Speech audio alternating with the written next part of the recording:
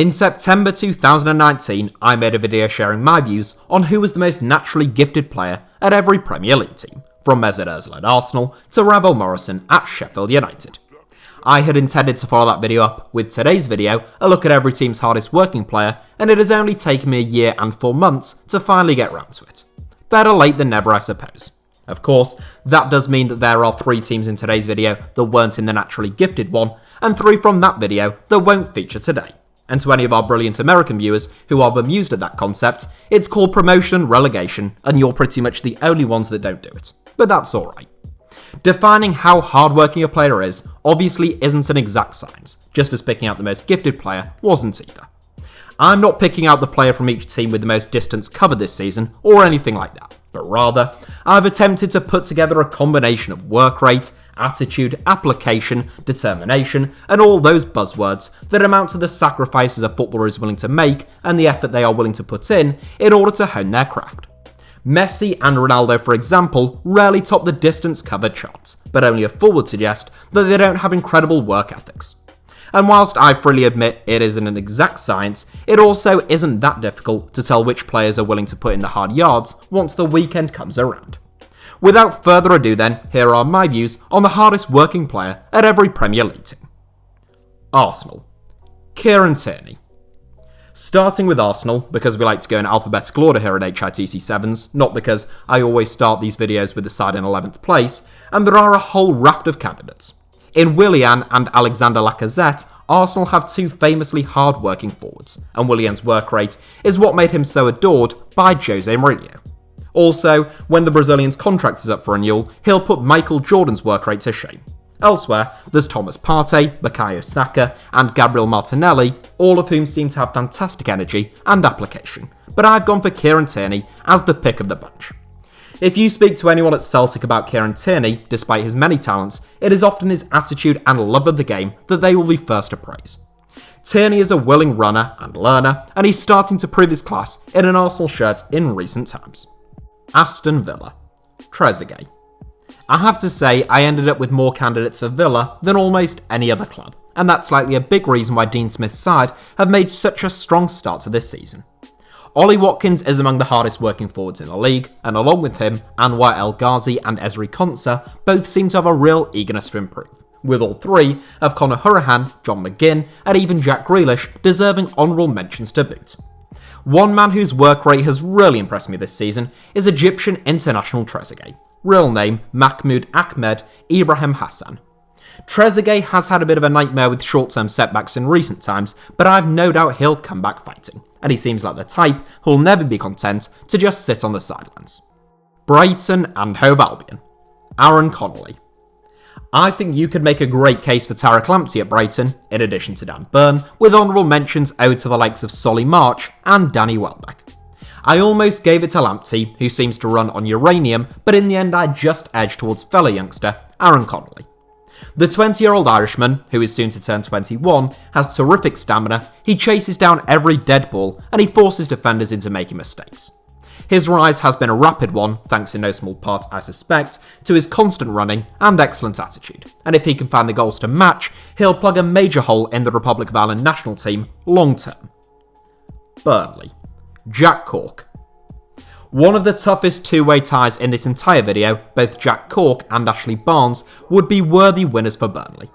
I've gone for Cork, partly because I feel as though Barnes' work rate is immediately obvious to anyone who watches Sean Dyche's side in action, whilst a lot of Cork's best work tends to go unnoticed. Burnley are a hard-working team all round, but Cork's work rate still stands out. He has been sidelined since June, having broken his foot, but he'll be back in action soon, and he'll provide a huge boost for the Clarets ahead of what promises to be a bitter relegation dogfight. Chelsea. N'Golo Kante. It is obvious, borderline cliché perhaps, but that doesn't stop it from being true. N'Golo Kante is the hardest working player at Stamford Bridge, and quite possibly the hardest working in the entire Premier League. From France's second tier to a 2-time Premier League champion and a World Cup winner in the blink of an eye, Kante is evidence of what is possible when you commit to something so much that it becomes an obsession. Renowned for his remarkable work rate, Kante had to be persuaded to drive rather than run to Chelsea training when he joined the Blues, with coaches worried that he'd do himself some damage. Whilst Kante is the obvious and the correct shout at Chelsea, an honourable mention must go to young Mason Mount, who would probably come out on top at most other Premier League teams. Crystal Palace. James McArthur.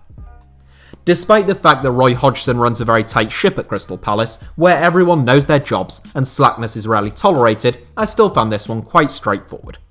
I certainly think that Joel Ward deserves an honourable mention, among others, but rarely does James McArthur cease to leave an impression on you in terms of his work rate when you watch the Eagles in action. Don't get me wrong, the former Hamilton man is a capable central midfielder, but it is his stamina and drive that have seen him spend close to a decade as a regular in the Premier League, and that ensures that he is still a regular fixture for Crystal Palace now, even at the age of 33. Everton. Dominic Calvert-Lewin. This one was tough, and I wouldn't begrudge Alan Abdoulaye Doucouré and even Richarlison of the crown of Everton's hardest working player. On the pitch, I'd probably give it to Alan, but in terms of his all-round attitude, determination and work rate, I've gone for Dominic Calvert-Lewin. The Englishman had long seemed like he maybe wasn't quite up to leading the line for a team with top 6 aspirations prior to this season, but he has kept his head down, constantly sought to improve his game, and now he is reaping the rewards. Calvert-Lewin has a fantastic attitude, which will serve him well, and like a sponge, he hangs on to Duncan Ferguson and Carlo Ancelotti's every word. 14 goals in 19 games and a spot in the England squad this season suggests that it is working. Fulham. Harrison Reed. I remember watching Harrison Reed in a youth team game for Southampton 8 or 9 years ago when he was still just a schoolboy, and he played the role of a deep-lying playmaker, picking passes and controlling the rhythm of the game. Reed was very highly rated at Southampton at the time, and some were calling him the next Paul Scholes, one suspects partly due to the colour of his hair. Reed has turned out to be something quite different though, often serving primarily as a destructor or as a box-to-box player, where he covers plenty of ground and seems to revel with the responsibility of dispossessing players and halting attacks. He has a fantastic work rate, but honourable mentions must also go to Loni Mario Lemina, in addition to Andre Frank Zambo Anguissa and Ivan Caballero. Leeds United. Gianni Alioski. Marcelo Bielsa's sides are renowned for their incredible work ethic, and sure enough, newly promoted Leeds United top the Premier League table in terms of distance covered this season.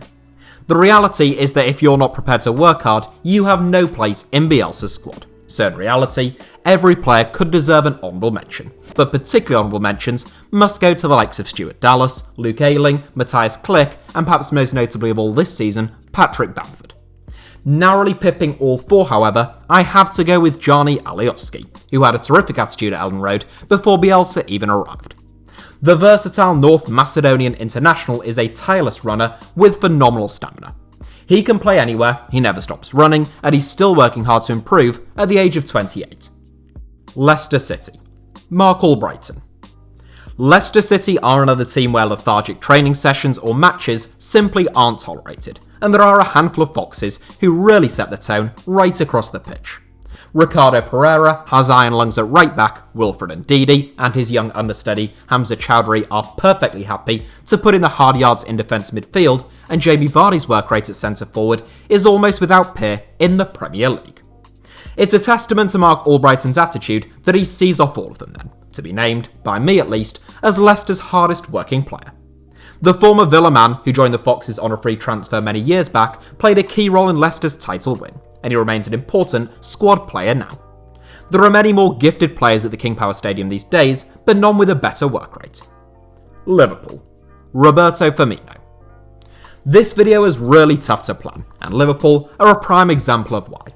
In the forms of James Milner, Jordan Henderson, Andy Robertson, Gini Wijnaldum and Fabinho, Jurgen Klopp's side are packed full of fantastic characters who are full of energy and have a terrific attitude. With little to split a handful of them, I think the right choice is probably Roberto Firmino, who is one of very few forwards to feature in this video. Firmino's worth to Liverpool has long been questioned by opposition fans, but the fact that Liverpool won the Premier League title during a season in which Firmino felt at double figures in the league in terms of goals is testament to his importance to the side outside of simply scoring goals. If he were more clinical, Firmino would be genuinely world class, but even as he is, he's a brilliant centre forward and a worthy inclusion in this list. Manchester City. Bernardo Silva. Pep Guardiola sets notoriously high standards, and for most of his time at the Etihad Stadium, Manchester City players have lived up to those high standards, hence why the Citizens have been the most successful team in England since Pep's arrival. Fernandinho, Ruben Dias, Gabriel Jesus and Raheem Sterling all spring to mind as examples of particularly hard-working citizens, but no one deserves the crown more than Bernardo Silva overall. Like a number of players in this list, Bernardo is fabulously versatile. He hangs on to his manager's every word, and he never stops running. His work off the ball is quite incredible for a flair player, and he was a relatively safe inclusion in spite of some stiff competition. Manchester United. Bruno Fernandes. I actually found Manchester United to be the trickiest call of all in this video, with a three-way stalemate between midfield teammates Scott McTominay, Fred, and Bruno Fernandes. McTominay and Fred's fantastic work ethics are made quite obvious by their rapid improvements at Old Trafford. Meanwhile, Fernandes has been brilliant ever since he joined the club, but routinely sets the tone in terms of his attitude and work rate in midfield. All would be worthy winners, with an honourable mention for Dan James, but despite many fine attributes, Fernandes' mentality and work rate are probably his two most important, so I don't think you could have too many arguments about him taking this one. Newcastle United. Miguel Almiron. Miguel Almiron has always been a busy player who causes teams a nuisance, but in the MLS, it was his mazy runs, goals and assists that caught the eye above anything else. That hasn't been the case at St James's Park, where Almiron has played in a team with a very low block and has often struggled to get the ball in areas and with enough options around him to do real damage. The Paraguayan has only scored 5 goals in his first 61 Premier League outings, but all is not lost. Almiron's work ethic has been phenomenal, and Steve Bruce's side look a weaker outfit without him. Sheffield United. George Baldock. Sheffield United's discipline and dedication was one of the key factors that made them so tough to beat and such surprise packages in the Premier League last season, but they've endured a torrid first half to the 2020-21 campaign. Despite their struggles and case of second season syndrome, I don't think you can accuse too many Blades players of lacking the required grit or determination. Certainly not right back George Baldock, who was signed from MK Dons in 2017 and is well on his way to becoming a legend at Bramall Lane. The 27-year-old brings fantastic energy to the right flank, and he takes this one ahead of the likes of Chris Basham, John Lundstrom, Ender Stevens, and perhaps most notably of all, David McGoldrick. Southampton. Shane Long. I know he takes a lot of flack, and he scored about as many goals in the last 3 seasons as John Stones did in 45 minutes against Crystal Palace, but I'm not ranking players based on talent or achievements, but on work rate and work rate alone, and in that department, Shane Long is up there with the best of them. Southampton are one of the hardest working teams in the Premier League under Ralph Hasenhüttl, and the likes of Danny Ings, Shea Adams, Stuart Armstrong, Oriol Romeu and James Ward-Prowse all deserve honourable mentions, but I don't think any of them work as hard as Shane Long. The Irishman has always been an unselfish forward and a tireless runner, so whilst he might score about as often as the guy talking about stocks and shares ices at a house party, he is more than deserving of my inclusion. Tottenham Hotspur. Pierre-Emile Højbjerg. Jose Mourinho is the type of person who would bench Lionel Messi because he doesn't do enough tracking back, so it's unsurprising to see his Tottenham team putting in the hard yards this season, even if some of us would like to see them a little less shackled. The likes of Sissoko, Lamela, Kane, Son, Aurier, Bergwijn, and my main man, Tanguy Ndombele, who is proving a lot of people wrong this season, could be mentioned. And yes, I am aware that I've just named about half the Tottenham squad, but I've given the title to a man signed by Mourinho himself. Pierre-Emile Højbjerg did a great job breaking up play at Southampton last season, and he has transitioned fairly seamlessly into the same role at Tottenham this season. West Bromwich Albion. Jake Livermore. I was tempted to give this one to Robert Snodgrass, who has always had an excellent work rate, one which saw him fight his way back from a horrible injury at Hull City and back in from the wilderness at West Ham, but he's only been at West Brom for about 5 minutes. Equally, Conor Gallagher has probably been the hardest working player at the Hawthorns whenever I've watched the Baggies this season, but the youngster is only on loan at the club from Chelsea. It was then a toss-up between Jake Livermore and Hal Robson-Kanu, and in the end, I gave it to Livermore. Never the most technically gifted midfield operator, Livermore is powerful, combative, and incredibly hardworking, so he deserves the recognition. He also used to park his Lamborghini across 2 spaces when he went to the casino in Hull, which was annoying when it was busy, but I won't hold it against him. West Ham. Michail Antonio. It's an easy win for Mikel Antonio at West Ham, despite competition from the likes of Jarrod Bowen, Thomas Souček, Declan Rice, and Aaron Cresswell. Oh, and an honourable mention to Mark Noble, who wouldn't have amassed more Premier League appearances than Ashley Cole and Roy Keane if he didn't have one hell of a work rate. Nonetheless, my man is big Mikel Antonio, who no Premier League defender will look forward to coming up against. Antonio doesn't give opponents a minute's rest, he runs the channel for a full 90 minutes, and for the last 18 months at least, he has been reaping the rewards. Antonio is someone who has risen from the non-league game to the Premier League, and that work ethic, desire and love of the game has seemingly never deserted him. Wolverhampton Wanderers. Patrick Cutrone. Only very recently recalled by Wolverhampton Wanderers from a loan spell at Fiorentina due to an injury to Raul Jimenez, now he's back at the club, I feel Patrick Cutrone is deserving of the final spot in this list.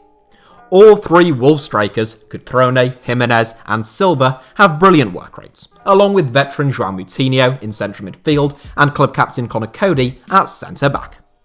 Cutrone's work rate is without doubt the most eye-catching though, especially coming from a centre-forward.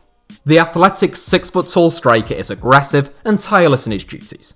He apparently idolises Torino talisman Andrea Belotti, and it shows. Just like Belotti, Cutrone throws himself into every battle, he leaves it all out on the pitch, and he's always working hard to improve on the training ground.